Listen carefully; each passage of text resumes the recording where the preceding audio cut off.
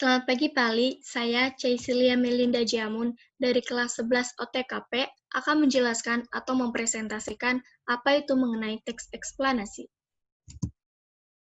Pertama, saya akan memberikan pengertian apa itu yang mengenai tentang teks eksplanasi. Teks eksplanasi merupakan teks yang menjelaskan sebab akibat suatu fenomena, baik itu peristiwa alam, ilmu pengetahuan, sosial, budaya, dan lainnya. Teks eksplanasi berisi fakta yang dapat menjawab pertanyaan tentang bagaimana dan mengapa suatu fenomena terjadi. Oleh sebab itu, tujuan utama teks eksplanasi adalah untuk memaparkan proses dan sebab terjadinya suatu fenomena. Penjelasan yang dipaparkan dalam teks eksplanasi berdasarkan bidang keilmuan atau yang bersifat ilmiah, yang mengacu pada fakta, realita, teori, dan hasil penelitian yang dilakukan oleh ilmuwan. Teks eksplanasi juga memiliki struktur. Yang pertama adalah pernyataan umum. Pada bagian ini menjelaskan mengenai latar belakang atau tinjauan umum, topik yang dapat berupa definisi, klasifikasi, sejarah, dan asal-usul. Bagian dalam teks ini berupa gambaran secara umum tentang apa, mengapa, dan bagaimana proses peristiwa alam itu terjadi. Yang kedua, terdapat deretan penjelas. Pada bagian ini berisi perincian proses atau sebab terjadinya suatu fenomena yang juga mencakup akibat dan dampak yang ditimbulkan. Ketiga, interpretasi. Bagian ini berisi penafsiran penulis mengenai topik dengan perspektif tertentu yang lebih luas dan menyeluruh, serta menjelaskan korelasi peristiwa yang menyertainya. Yang keempat, ada simpulan. Pada bagian akhir teks, terdapat tanggapan penulis dalam menyikapi fenomena berupa pernyataan reflektif yang bersifat umum. Berikut pula ada ciri-cirinya. Yang pertama, adanya ilmiah. Fenomena yang dijelaskan dalam teks eksplanasi berdasarkan konteks ilmiah, yaitu berupa fakta, realita, teori, dan penelitian. Penjelasan tersebut dapat berupa sejarah, klasifikasi, atau definisi. Berikutnya ada logis. Penjelasan fenomena dalam teks eksplanasi harus bersifat logis dan teoritis. Objektif. Penjelasan dalam teks dapat disertai argumen yang bersifat objektif dengan didukung teori yang relevan, sehingga dapat pula dijadikan rujukan yang valid. Ada pula bukan teks eksposisi. Yang dimaksud dengan ciri-ciri ini yaitu teks eksplanasi tidak bertujuan memengaruhi pembaca, tetapi memaparkan fakta berdasarkan bidang keilmuan. Dan yang terakhir, bukan teks prosedur. Teks eksplanasi menjelaskan proses yang alami, tidak disadari, dan melalui jangka waktu yang panjang. Lalu dalam teks eksplanasi juga terdapat adanya kaidah kebahasaan. Yang pertama adalah kopula. Kata ini digunakan untuk menjelaskan definisi kata, istilah, atau konsep yang berkaitan dengan suatu fenomena. Misalnya, merupakan dalam kalimat Indonesia merupakan negara kepulauan. 2. Kata kerja aktif.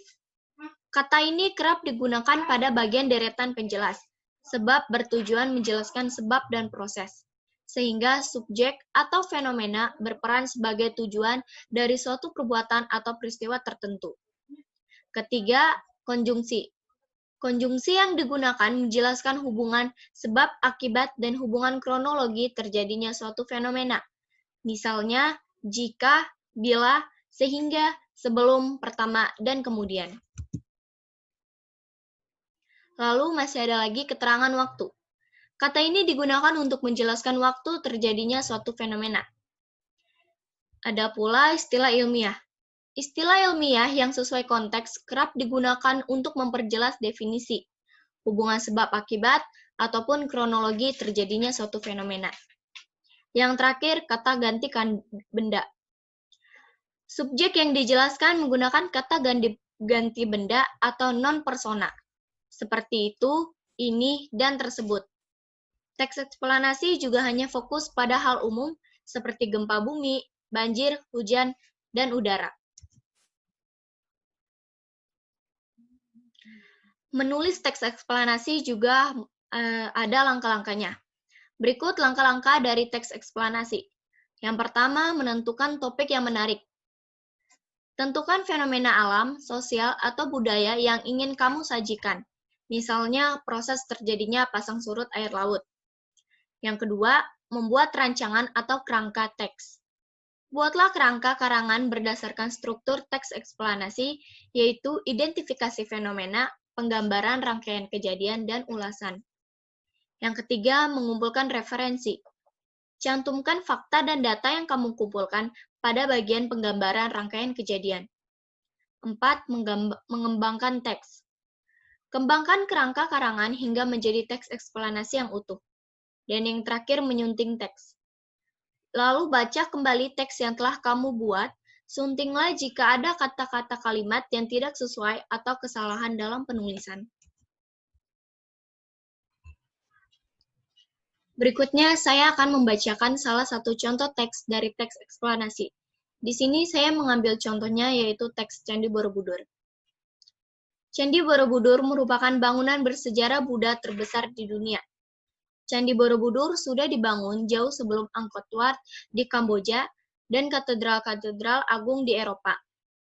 Candi ini dibangun pada tahun 824 Masehi, yaitu masa Raja Samaratungga dari dinasti Sailendra. Kini Candi Borobudur menjadi tempat ziarah umat Buddha dari berbagai negara, seperti Cina, India, Tibet, dan Kamboja.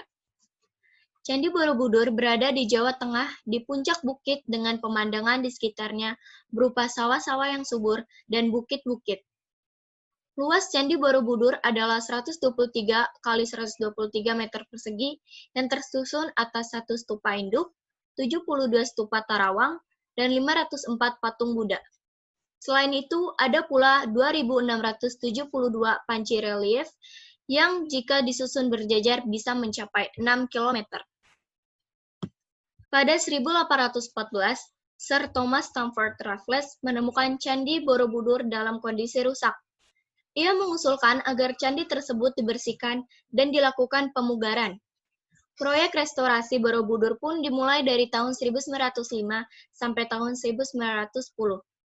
Kemudian, dengan bantuan UNESCO, restorasi kedua dilaksanakan pada bulan Agustus 1913 sampai tahun 1983.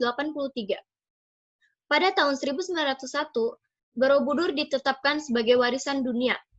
Keindahan dan kemegahan Candi Borobudur menjadi daya tarik wisatawan domestik maupun mancanegara. Candi Borobudur juga menjadi salah satu destinasi wajib jika berkunjung ke Yogyakarta. Dari teks tersebut, saya menemukan ciri-cirinya dan juga strukturnya. Saya akan membacakan ciri-cirinya. Fenomena yang dijelaskan dalam teks tersebut berdasarkan konteks ilmiah, yaitu berupa fakta tentang terbentuknya suatu candi yang megah sejak ratusan tahun lalu. Teks tersebut juga bersifat logis atau masuk akal, dan objektif dengan didukung teori yang relevan. Hal ini dibuktikan dengan adanya keterangan waktu dan tempat.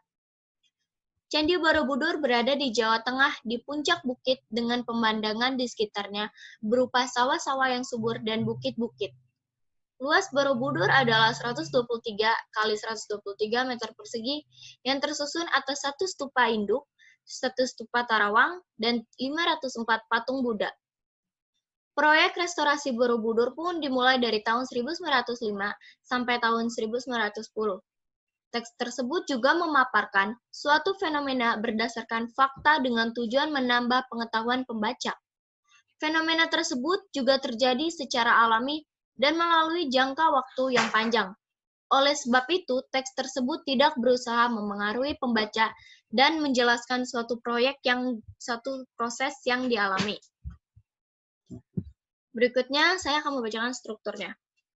Berdasarkan strukturnya, teks eksplanasi diawali dengan pernyataan umum. Pada teks tersebut, diawali paragraf, dijelaskan secara umum mengenai Candi Borobudur.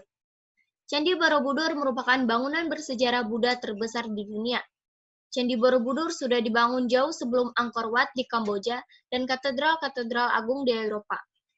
Kemudian, teks dilanjutkan dengan deretan penjelas yang berisi perincian bentuk dan hal yang terjadi pada Candi Borobudur. Candi Borobudur berada di Jawa Tengah di puncak bukit dengan pemandangan di sekitarnya berupa sawah-sawah yang subur dan bukit-bukit. Luas Candi Borobudur adalah 123 kali 123 meter persegi yang tersusun atas 1 stupa induk, 72 stupa terawang, dan 504 patung Buddha. Pada tahun 1814, Sir Thomas Stamford Raffles menemukan Candi Borobudur dalam kondisi rusak. Ia mengusulkan agar candi tersebut dibersihkan dan dilakukan pemugaran. Teks pun ditutup dengan bagian interpretasi atau penafsiran dan simpulan dari pernyataan utama, yaitu mengapa Candi Borobudur menjadi warisan budaya. Pada tahun 1991, Borobudur ditetapkan sebagai warisan budaya.